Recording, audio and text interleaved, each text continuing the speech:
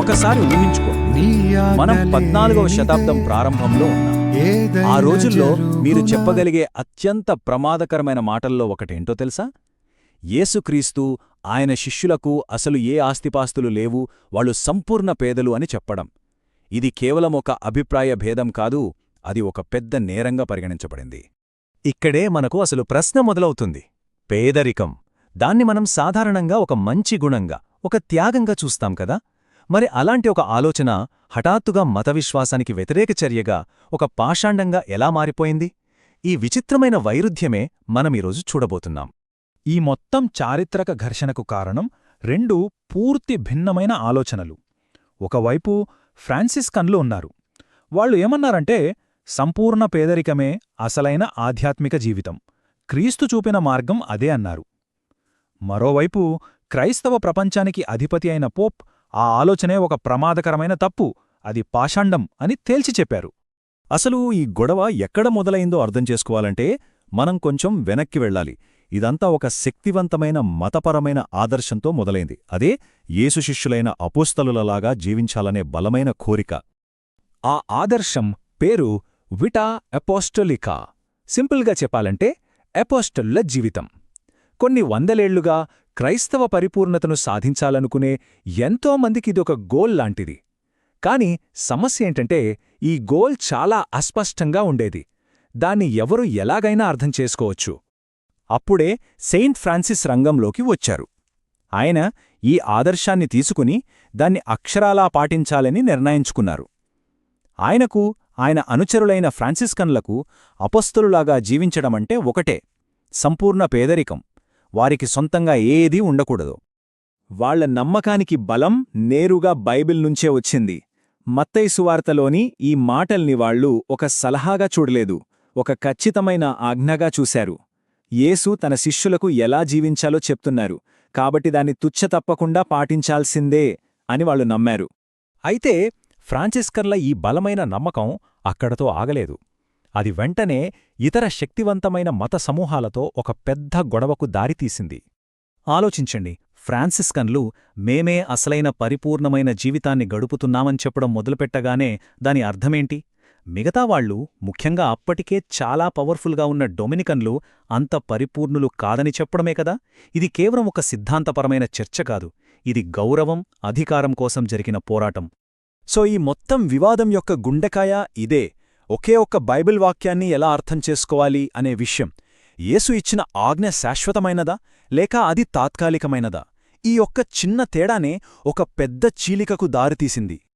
ఈ టేబుల్ చూస్తే మనకు విషయం స్పష్టంగా అర్థమవుతోంది. ఫ్రాన్సిస్కన్లు దాన్ని ఒక ప్రిసెప్టం అన్నారు. అంటే ఇది అందరికీ అన్ని కాలాలకు వర్తించే ఒక పర్మనెంట్ రూల్ అన్నమాట.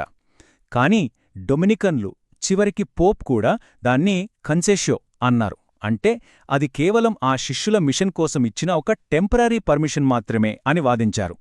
ఈ రెండు అభిప్రాయాల మధ్య రాజీకి ఆస్కారమే లేదు. ఈ వాదన ఇలా ముదురుతుండటంతో ఇక లాభం లేదని చర్చికి పెద్ద దిక్కువైన పోప్ రంగంలోకి దిగాలని నిర్ణయించుకున్నారు. అప్పుడు ఫ్రాన్స్లోని అవిజ్ఞాన్ నుంచి పరిపాలిస్తున్న పోప్ జాన్ 22 ఆయనకిది కేవలం ఒక వాదనను పరిష్కరించడం మాత్రమే కాదు, అసలు బైబుల్కు ఫైనల్ అథారిటీ ఎవరు, పోప్ అనే విషయాన్ని బలంగా స్థాపించడానికి ఇదొక మంచి అవకాశమని ఆయన భావించాడు. ఇది అధికారాన్ని నిరూపించుకునే సమయం. ఆయన చాలా వేగంగా, చాలా నిర్ణయాత్మకంగా ముందుకు వెళ్లారు. ఈ టైంలైన్ చూడండి. కేవలం కొన్ని సంవత్సరాల వ్యవధిలో ఒకదాని తర్వాత ఒకటిగా శాసనాలు జారీ చేస్తూ వెళ్లారు. ప్రతి శాసనంతో ఫ్రాన్సిస్కన్ల వాదనను బలహీనపరిచారు. చివరికి 1323లో వాళ్ల మూల సిద్ధాంతమే ఒక పాషండం, ఒక హెరిసీ అని అధికారికంగా ప్రకటించేశారు.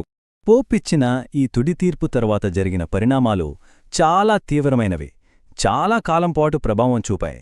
ఇది కేవలం మాటలతో ముగిసిపోలేదు, ఇది ఎన్నో జీవితాలను, ఒక పెద్ద సంస్థనే మార్చేసింది.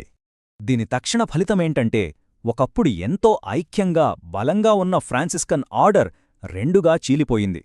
కొంతమంది పోప్కి విధేయులుగా మారిపోయారు, కాని మరికొంతమంది తమ నమ్మకాలకే కట్టుబడి తిరుగుబాటుదారులుగా మిగిలిపోయారు. వారి నాయకుడైన మైకేల్ ఆఫ్ సెసెనాను చర్చి నుండి బహిష్కరించారు. ఒక సంస్థ ముక్కలైపోయింది. కాని అన్నింటికన్నా ముఖ్యమైన, లోతైన మార్పు ఇక్కడే వచ్చింది. పోప్ అసలు క్రైస్తవ పరిపూర్ణత అనే పదానికే కొత్త అర్థం చెప్పారు. ఇకపై పరిపూర్ణత అంటే మనం బయటకు చేసే పని కాదు, అంటే మన ఆస్తులన్నీ వదులుకోవడం కాదు, అది మనసులో ఉండాల్సిన ఒక ఆధ్యాత్మిక భావన అన్నారు. మీ దగ్గర ఎంత సంపద ఉన్నా మీ మనసులో పేదరికమనే స్ఫూర్తి ఉంటే చాలు అన్నారు. ఇది చాలా పెద్ద మార్పు. సరే, ఇదంతా ఎప్పుడో కొన్ని వందలేళ్ల క్రితం జరిగిన గొడవ.